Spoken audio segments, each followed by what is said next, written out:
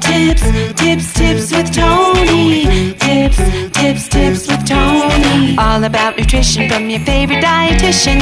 Everything you need to digest in your mind. Tips with Tony. Tips with Tony. Making you healthier one bite at a time. With Tony. Woo. Hello and welcome to the Tips with Tony podcast. I'm Tony Marinucci, your registered dietitian, helping you get healthy one bite at a time. So excited for this next guest. I have virtually in front of me Krissy Grote. I always screw it up. No, I know, I'm the same way. Same way. She is a podcast host. I would have the pleasure of being on her podcast, and she's just like incredible. She's just someone who lives a very self-aware life, a very independent life, a very happy, fulfilled life, and just like I honestly look up to her. So if you are looking for a role model of just someone who just is intentional, just super intentional about things, and inspirational and powerful, go follow Krissy right now and then come back and listen to this podcast. So go what's your handle on Instagram? It's at Krissy Grote, KRISSYGROTE. Okay. And I'm going to put that link in the show notes and then also subscribe to her podcast. Yep. It's so good. I don't curse, but you're not supposed to curse. So just tell people what the fit. It's what the fit, but it looks like almost like FUCK. And I'm I never want to say. No, that's okay. That's okay that you don't want to say it. It's really just kind of a play on, I love it. Welcome to What the Fit. It's a podcast about what it means to be fit, whatever the F that means. Yeah. It can mean a lot of different things. We're cheeky, we're fun. It's just a little play, but yeah. I love it. Anyways, so Krissy, I'm so excited to have you here. The first question I always ask my guests is to introduce themselves by sharing who they are, what they do, and most importantly, why you do what you do. Yeah. Well, thank you so much for having me, Tony. I'm pumped to be on. We had such a great time on my podcast. I feel like it was like a fun, instant connection. We could have chatted all day about AIM screen names and literally we grew up in the same decade and it was just connected on so many levels. It's crazy. It was a good silly time. But yeah, my name's Krissy. I host What the Fit podcast. I've been doing it for just about 3 years, and the podcast is really just a chance for me to connect and share stories. And while, yes, it has kind of a fitness leaning slant, health, wellness, what I'm really trying to get at with the podcast is talking to cool people who are doing really cool stuff, and how is it that they're taking care of themselves in order to show up in the best way possible, in order for them to do the really cool stuff that they're doing. So it looks like, I'm talking to fitness trainers and registered dietitians, but also entrepreneurs, restaurant owners, comedians, entertainers, people that work in social media, just anyone that's just really getting after life. And I'm just interested in sharing that story, because it's what we do to take care of ourselves can be so unique and so personal. And I think it's just finding what works for you. And for me, it's always just been helpful to hear how other people are doing it. And maybe I'm not going to take that same approach, but it sparks a little thing in me where I'm like, oh, wait a minute. It really does make me feel good to walk around my house and light every single candle and just look at it. Maybe that's what I need to do more of. Maybe that's my self-care activity for the week, whatever it is. Yeah. So, it's just about connection and sharing stories is what I like to do. I love that. So why don't you first share a little bit more about your story? Because I feel like you have a very powerful one. And I just don't think anyone just wakes up and is like, I'm going to start a podcast. There's a reason why you want to create a platform and have a voice and share other people's stories. So you want to let us in a little bit about how Krissy grew up and kind of what led you to here. So I would say, when I started the podcast and why I wanted to start the podcast, compared to where I am now, it has been such a journey and such an evolution. I don't think I came at it being I want to come on here and be really vulnerable and share the struggles I have and hope that someone relate. It didn't feel like that was the intention to start, though that's how it transformed. But just getting started with the podcast, from such a young age, I just loved being able to meet new people and connect and learn about their story. And then, of course, in turn, share mine. It's definitely a two-way street on my podcast, right? People are sharing, but I'm I'm jumping in too. I feel like, it's more of a conversation, but in terms of background, I always have been really interested and active in health and wellness and, kind of trying to achieve a healthy lifestyle. So when I was younger, I was really active in sports and just, never the star athlete. I was like the B player, consistently show up, but I'm not starting. I'm not always sitting on the bench, but it really felt like sports for me were like way more social. But, as I grew up, and we talked about this when you came on mine, right? I really struggled with my weight and had a lot of trauma at an early age with a messy parents divorcing, an alcoholic, abusive father. There was just a lot of turmoil in my younger years. And I really internalized that and made it mean that I wasn't good enough, I wasn't worthy. So I was always really looking for some external validation. And as I was kind of struggling with my weight growing up, it was this weird dichotomy because I was really confident and I, had a lot of friends and I was in the popular crowd, but yet there was always this this feeling of, okay, I'm not good enough. And I see that I'm different from other girls, being overweight. And that really just picked up as I got older. You hit puberty and you're in high school and you're just more aware of your body. Mm-hmm. And I started probably restrictive. I went on probably a first diet when I was 10. I was in Weight Watchers. Who put you in Weight Watchers? My grandma. And it was because the doctor said I needed to lose weight. Yeah, no, literally. Yeah, it's so funny. I write about this in my book and it's not your story, but it sounds like your story because it's somebody else's story. I try to keep everything super confidential, but it's another story, but you're not alone. I just want you to know that. And I promise you, somebody listening to this, they have the same story. Totally. You're unique to you, but it's similar. Totally. It's a struggle. Right. And so yeah, as I, diet after diet kind of thing. And really when I got to college and I was going through a pretty depressive point, just, freshman year, it was a hard adjustment for me. I was away at school and I started really, really restricting what I was eating. How many days can I go without eating kind of thing, over exercising. And I was losing a ton of weight, lost a lot of weight really quickly. And, came home from school that summer and just received so much praise. Wow, you look great. You must be really getting after it. You're on this right path. And I'm like, oh yeah, this feels great to get all these compliments and all this attention around my body size. Internally, obviously it's hell. Right. Yeah. So it's okay, well, now I have to keep this up. So how can I restrict even more? Mm-hmm. That turns into, purging, that turns into over exercising. And that was a vicious cycle for, probably 4 to 5 years, through college and a couple of years after college. When I would gain weight, I would lose it again. I would gain weight, I would lose it again. And always super active, exercise was not really the demon for me. A lot of times it was mostly food because I also realized how great movement makes me feel. Mm-hmm. There was absolutely a point where, you would use it as punishment, right? If you ate too much, you gotta work it all off and all that bullshit that we tell ourselves. So I was kind of on this path and not really an end in sight for me. It just felt this is going to be the rest of my life. I'm just always going to be in this cycle of trying to lose weight. Mm. I remember my senior year of high school, we did these time capsules, me and my friends, we just wrote letters to ourselves and we put a bunch of pictures or whatever, and we buried it in someone's backyard. And I remember the first line of the letter that I wrote to myself was, I hope you don't know how many calories you ate today. Because it was just all consuming for me. Wow, that's powerful, Krissy. Yeah. Thank you for sharing that. That's really yeah. And I can, kind of fast forward. I'm really heavily involved in the fitness community here in Cincinnati. It's where I live, in Cincinnati.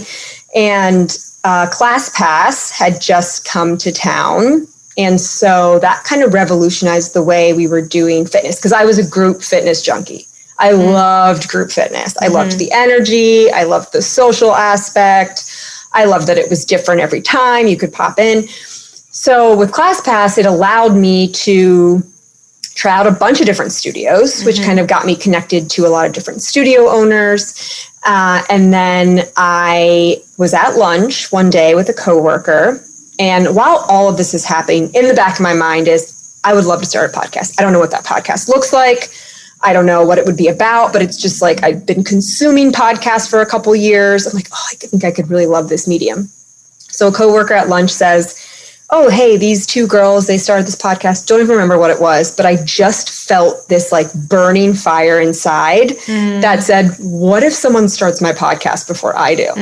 So literally like that moment, I texted a friend who'd also, joined ClassPass at the same time. We were kind of bouncing around together. She was a fitness instructor. I was like, do you want to start a podcast? And she's like, yeah. And I was like, okay, we could just talk to people and like health and fitness, wellness community, like around town, share their stories. And she's like, yeah, let's do it. So got that off the ground. That was July of 2018. She stayed on as my co-host probably through like the first 6 months, and then came back to me and was like, Krissy, this is yours. Like, this is your thing. You just take it. So I've been doing it. So yeah, I have an episode every week. A new episode every week with a guest, and then I do like a solo episode once a week as well. So a Wednesday and Friday release. But through the pod, and it was never my intention, like I mentioned before, to share as deeply as I share. I think it just kind of happened organically. And I remember that I was so nervous to even talk about the guilt I would feel if I missed a workout, like those like very early recordings. And I was like, I don't know if I should share this. And I really learned that if I have that feeling of not wanting to share something, it 100% means I need to share it. And people, just received it really well and would message me and like, oh my God, I needed to hear that. Like I remember this one episode, I was really nervous because I was talking about that I was comparing myself to past versions of myself. I would look at pictures on my phone and I'd be like, oh, like you looked so good then, like how do I get back to that place, or like trying on clothes that from that time period to see how do they fit now, and I was just really in kind of a dark place with it. And I shared that, and I had so many women reach out and be like, oh my God, like I'm going through the same thing. So I knew, I'm like, this is powerful stuff. Like you just, almost the scarier it is to lean into it means we have to lean into it more. So that's what I do now. I kind of go off on the mic, and whatever's going on with me, I share. And it's been a huge healing process for me. Like I look back at those early episodes where I was talking about feeling guilty about missing a workout, talking about kind of body image stuff. And because I was able to like talk it out, I think, and then have also experts in that field, right? Like registered dietitians, people that work in intuitive eating, people that could just give language to how I was feeling, just really helped me process, where now I'm like, I don't feel guilty, 3 years now, I don't feel guilty for missing a workout. I really don't. And it's such a great marker to be like, no, it doesn't happen overnight. For sure. But like, I have a clear, almost calendar in my mind. It's like, no, I'm not in that place anymore. Like good job. You can make progress. You can kind of move forward.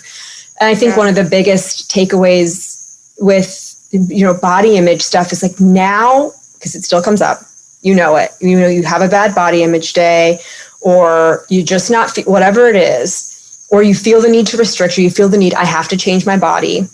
I know now for me, that's like a check engine light. That's like, all right, what is really going on? Because it's not about your body. Are you stressed? Are you dealing with some grief? Is there anxiety somewhere? What is it that the default for me is? I have an uncomfortable feeling, must be my body, let's change it. So I can almost kind of like work through that now. Of course, it still comes up, but it's just easier to kind of process. Well, exactly. And I think that's where it's important to set expectations. And I think for people listening, it's not,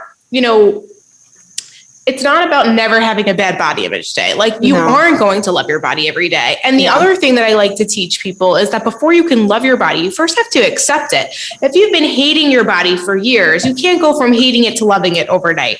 You have to go from hating it to accepting it, to acknowledging it, to getting a little curious with it, to maybe just being okay with it, to somewhat liking it. Eventually you might love it, not every day. Like it's okay, you know, like it really is a process. I mean, you made it such a good point that it's not about not having the thoughts. You can't change we can't predict our thoughts. Our thoughts come and they go, and they're part of us, and they've been part of us for years, and they're not, you can't manage those, but you can change how you respond to them. Yeah. Right. And what you said is so true, that often, like, it literally is physically impossible to, like, at 7 a.m. in the morning, you look at your body, you're like, actually, I'm not, like, it's today's a good day. I'm feeling myself. Then it's 7 p.m. at night, and you're like, it looks like you gained 40 pounds. It's literally impossible. You did not, your eyes are playing tricks on you. Your mind and your head will see what it wants to see. And exactly like you just said, chances are there's something more emotional going on, hormonal going on, stress, something is creating this disordered view in your mind. Yeah. It's just, at least for me, the default is your body will change your body. There must be something wrong with your body. And I guess because that's the easy thing, right?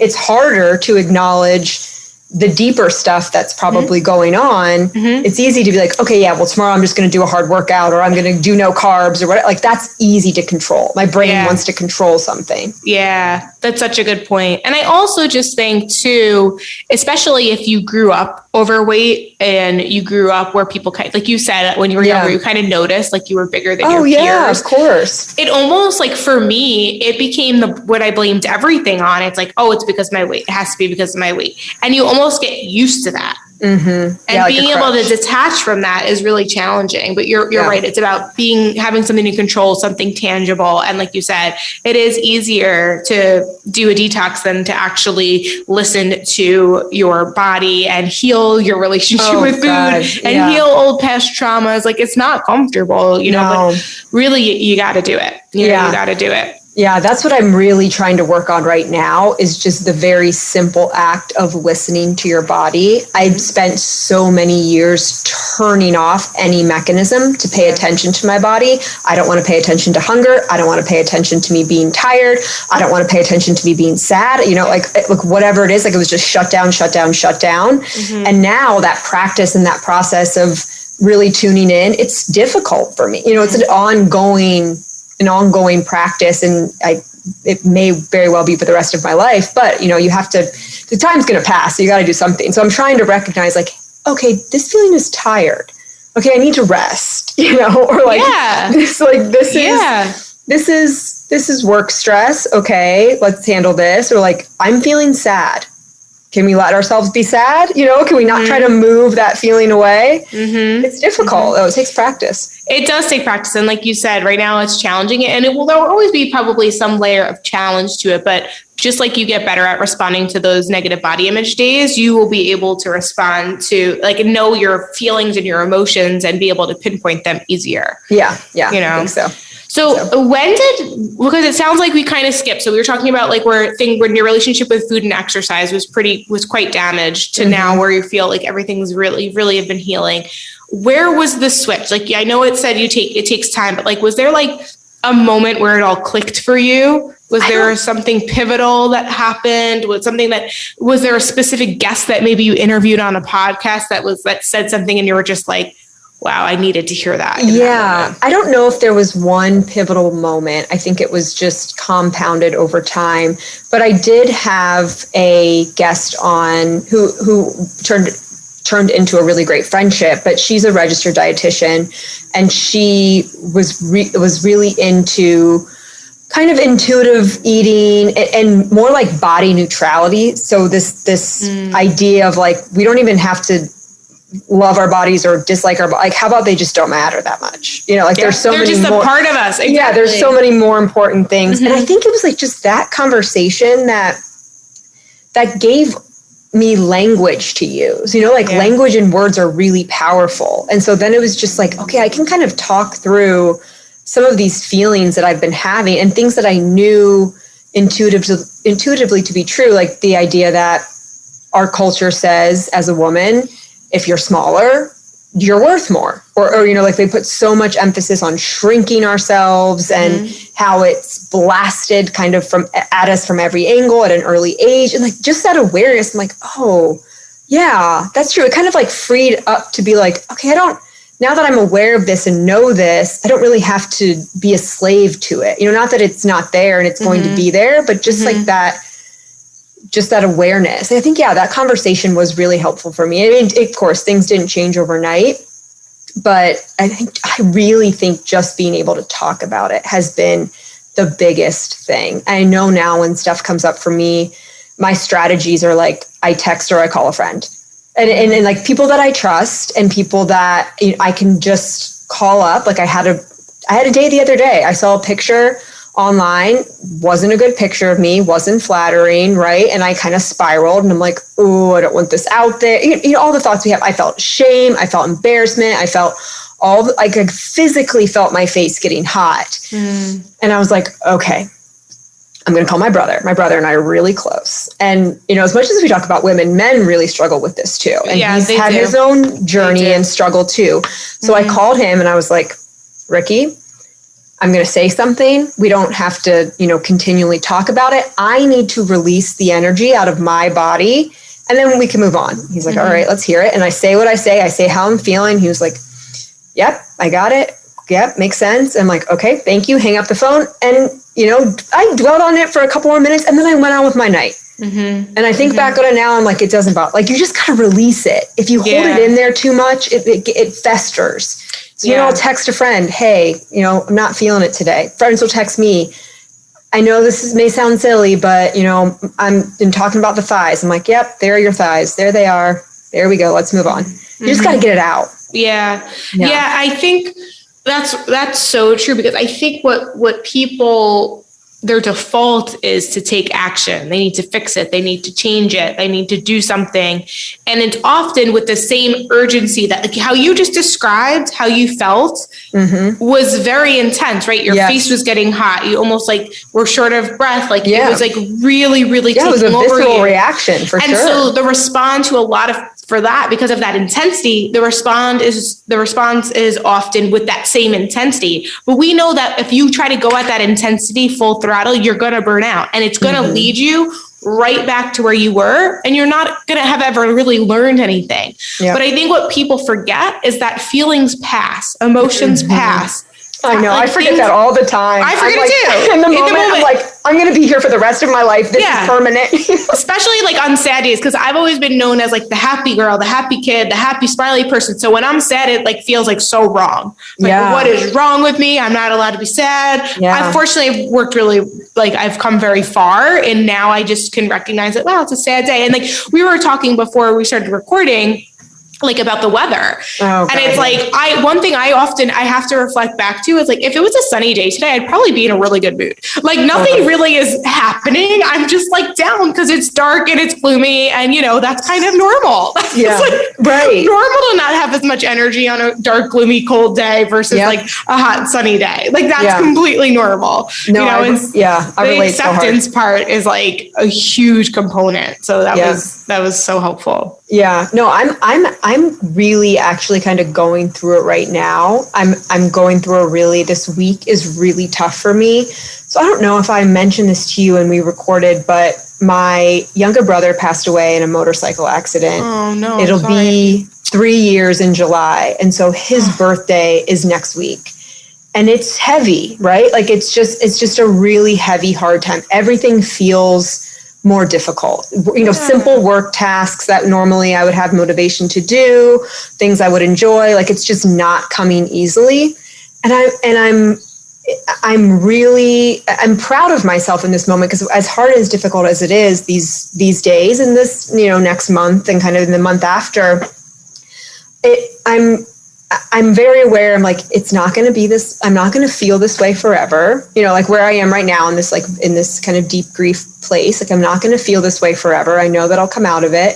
And it's just really important for me to stay committed to my self-care, even when it's hard. Like this is the time when it's the most important. Yes. And it's hard. It's a discipline, right? And it's just like kind of like, I got to rest and I got to give myself grace. Yes. But, get to my workouts because I know they make me feel good.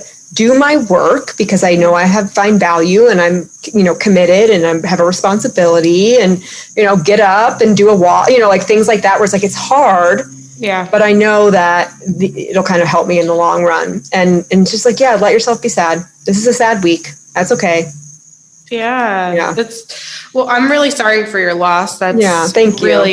Really, that was a trauma that you experienced. Oh, yeah. And there's a thing, I don't really know the research behind it, but like, it's come up with a few times with old clients that I've had, and there's like the anniversary of something. Yeah, it's hard. It tends to like the emotions and the feelings that come up, almost like sometimes like you almost didn't even need to know the date. Your body probably would have felt it before you recognize the date. Like it's crazy. Yeah, I like forget what it's called. I'm almost like something psychological. There's something like legit that's happening. I'm gonna look it up. I know. Well, and it's like it's good to hear that because I was kind of second guessing myself. I'm like, are you because it was almost so like intuitively came up around this time where I could feel it itching and I didn't recognize it at first. Yeah. And again, just like listening to your body type of thing, right? I'm like, oh man, I'm just feeling like I want to, blow off work and I want to just shuck all my responsibilities and I'm kind of, and then I'm like, oh no, that's what this is. Like you need to pay, give yourself grace again and soften and so I think it's real. Yeah. It's so real. Your body know? It's so real. And I think what you're describing is, I think that if you honor being sad and you recognize it as being sad and you almost like meet yourself in the middle with still taking care of yourself, still following through on your commitments, you won't get to that like F it mode. You won't get to that like, I'm not doing work ever again. I'm taking the whole week off. I'm not doing I'm flying to Vegas.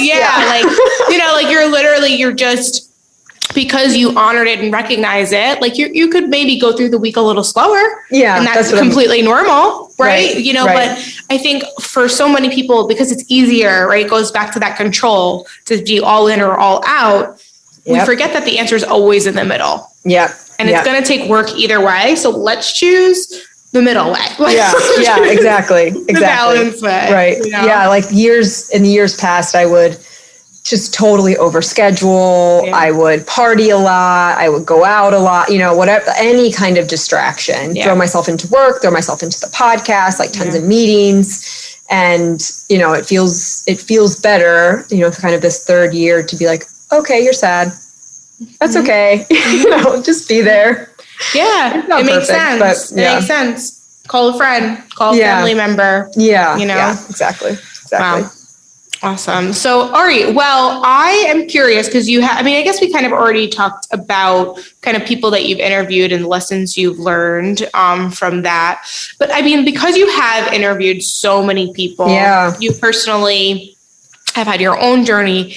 What would you say are the important either methods or strategies when it comes to trying to make like sustainable, realistic habits or changes when it comes to wellness or fitness? Like, what are some things that have been helpful for you or things that you've learned through interviewing others? I think that it's really important that you can identify what makes you feel good. And even if it's like in the moment, right? While you're doing, a 6 a.m. morning workout, like maybe you're like, oh, this doesn't feel good. It's uncomfortable. Yes. Okay. Fitness sometimes is uncomfortable, but then it's after and you're like watching the sun come up or your drive home. And it's like, remember that feeling, right? Like remember like that really good feeling. Or if it's like a meditation practice that you want to get into. And for me, that's really difficult to do. I've done like a 30-day challenge, but I could never really make it stick. And where I've had success is to be like, okay, really think about how you feel. Think like honor the feeling before you go in.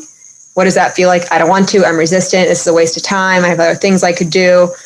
Okay. Do the meditation. And then after you're like, okay, yes, I noticed a difference. I think you just have to have that association because then you're going to, even though when it is difficult or it's uncomfortable, it's like your little reward. Like, okay, I'm going to get a feeling after. Yeah. And that's how you kind of build it over time. Yeah, I love that. That's so funny that you say that, because literally when people ask me what's like the one piece of advice you could give if it comes to nutrition, health, wellness, anything, emotions, everything, I'm like, my answer is focus on how you want to feel both now and later. Yeah.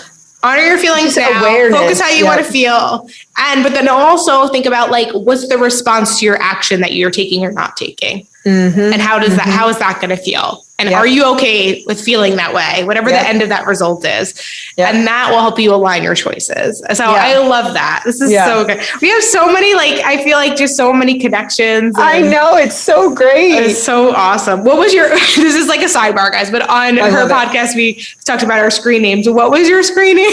Okay. I had about 15 different screen names. I was like one of those, but my very first screen name was Princess Chick 46. Oh my God. That's amazing. That is amazing. I had like Stellar Swimmer 37. I had like Freakin' Rican because I'm Puerto Rican. Like, oh my God. That is amazing. That's ridiculous ones. Still to this day, to get into my Facebook account, it is my AOL or AIM address. And it's shut up X just dance at AOL.com. I love that. That sounds like a Zanga profile. Did you remember Zanga? Or like Zanga Journal and MySpace? And my God. That sounds like a header for a Zanga. Yeah, amazing. I may have eventually changed it, but I don't know. I mean, one of those, you should keep it. It's all logged in. Like, right. I'm pretty sure I've never logged out of Facebook since like 2000 and what was that? It's with you till you're 50 years old. No, 2000. Yeah, maybe. When did we get Facebook? I got Facebook. I was like a late bloomer. I got mine like junior year of high school or like senior year of high school. Everybody else had Facebook like their freshman year. So I don't even know. When did I graduate college? I graduated high school in 2008. So I probably had it in like 2007. Yep. Yeah. That's when I had it, I think. Yeah. Good times, man. So much fun.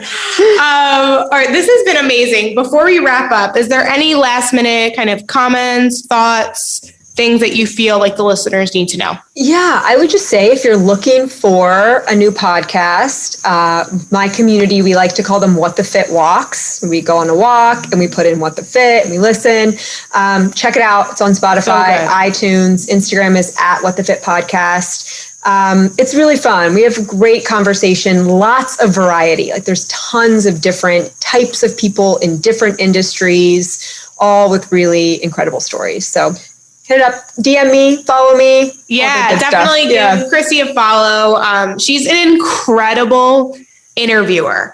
Like I absolutely loved being on your show. I just felt like I was talking to I honestly do feel like we know each other. Like we've only chatted twice, but like I agree, Tony. We got something strong. We gotta either you come to New York or I'll come to Cincinnati. Perfect. We gotta definitely hang out. But let's do it. Yeah, guys, her podcast is incredible. Her page is awesome. Honestly, she was so vulnerable, open, honest on this episode. So just imagine all the others. So definitely get into it. Yeah, go over a follow. I will put the link in the show notes. If you enjoyed this episode, take a screenshot of it.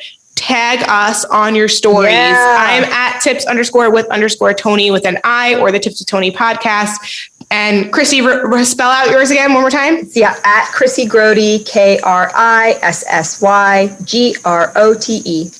Perfect. I think that's a song, actually. Yeah, make it a lyrical. Make it a song. You have to. I don't know if you've ever listened to one of my episodes, but the intro to this podcast is like the most fun song. No, I have. Yes, it's so good. It's so good. It's a cute little jingle. It's a great jingle. Yeah, I thought about changing it because I feel like I listen to other people's podcasts and they tell everyone exactly what they're going to hear and talk about their mission and their vision and all that. And I think it's powerful when I listen to somebody else's podcast. And then there's mine that it tells you nothing. It's just okay, we're gonna sing and dance and then talk about some serious shit. Yeah.